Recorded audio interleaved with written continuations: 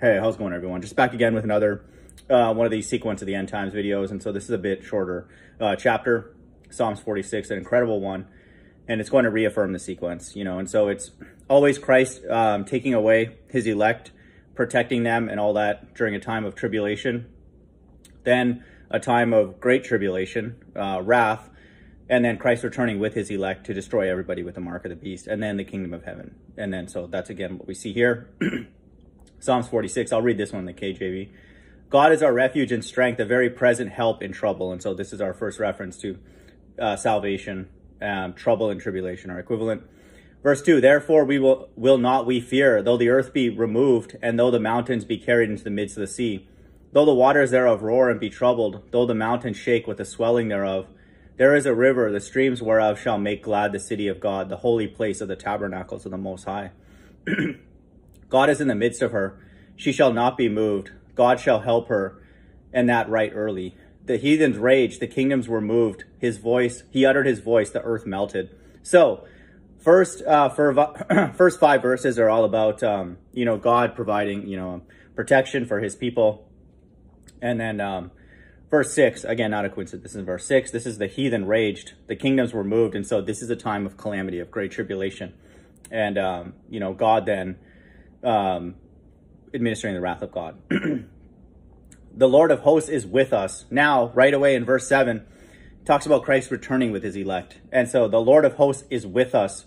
The God of Jacob is our refuge.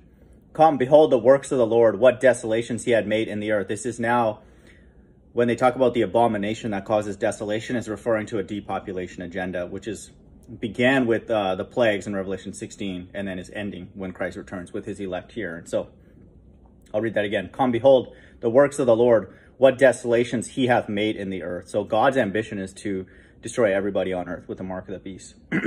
Verse 9, he maketh wars to cease unto the end of the earth. He breaketh the bow and cutteth the spear in sunder. He burneth the chariot in the fire. And so any conflict that's happening on the earth, let's say the other nations now destroying America, God is going to come and end that quote unquote beef. Then they're going to fight against God. But he's going to do what's written here in verse 9. He maketh wars to cease unto the end of the earth. He breaketh the bow and cutteth the spear in sunder. He burned the chariot in the fire. And so anything that's destroyed with this fire, body and soul are destroyed, according to Matthew 10:28. And so God is literally deleting his left-hand side for a permanent destruction. And you're going to see references to that everywhere in the Psalms and everywhere in the Bible. The Psalms is kind of misunderstood for what it's really all about. It's about, the kingdom, and ultimately the end times and the wrath of God. So amazing book. I highly recommend people go through it. Verse 10, be still and know that I am God. I will be exalted among the heathen. I will be exalted in the earth. This is now a reference to the kingdom where Christ is being exalted. Verse 11, the Lord of hosts is with us.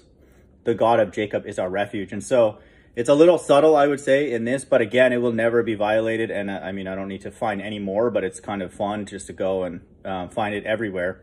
But that sequence will be honored everywhere in the Bible. And it's an amazing thing. Hope everyone's doing well. Bye.